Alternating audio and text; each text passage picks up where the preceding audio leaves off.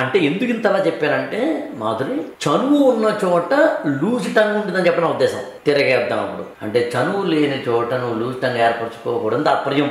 ఉదాహరణకి మన ఇద్దరం ఉన్నాం, మన ఇద్దరికి ఒక 5 ఏళ్ల పరిచయం ఉంది. స్నేహమేం కాదు, బాంధవ్యం కూడా కాదు, పరిచయం ఉంది. దాని అక్వైంటెన్స్ అంటాం ఇంగ్లీష్ లో. రెస్పెక్ట్ ఉంటుంది, మ్యూచువల్ రెస్పెక్ట్ ఉంటుంది. అంటే దీనికి లైన్ ఉందని తాత్పర్యం. చనువు లేదు అంటే ఇప్పుడు నేను మాధురి మీద ఏది పడితే అది మాట్లాడకూడదు అన్నమాట. కెమెరా ముందైనా కెమెరా వెనకాలైనా, నీ ముందైనా నీ వెనకాలైనా. First point. ఎందుకని సో ఇందాక నేను పదం పదే చెప్పాను, అతి చనువు. సో అతి చనువు ఉన్న చోట ఏమో మనకి తెలియకుండా నోరు జారుతుంది, కానీ అతి చనువు లేని చోట నోరు జారకూడదు.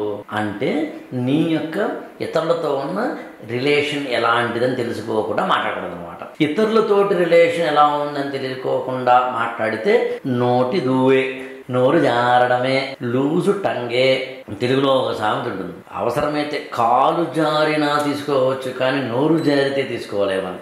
అందుకని ఎవరితోనైనా ఎప్పుడైనా మాట్లాడుతున్నప్పుడు, ఎవరైనా సరే ఎక్కడైనా సరే మాట్లాడుతున్నప్పుడు తెలుసుకోవాల్సిన మొట్టమొదటి పాయింట్ ఏంటంటే వాళ్ళతో నీకున్న రిలేషన్ ఏంటి.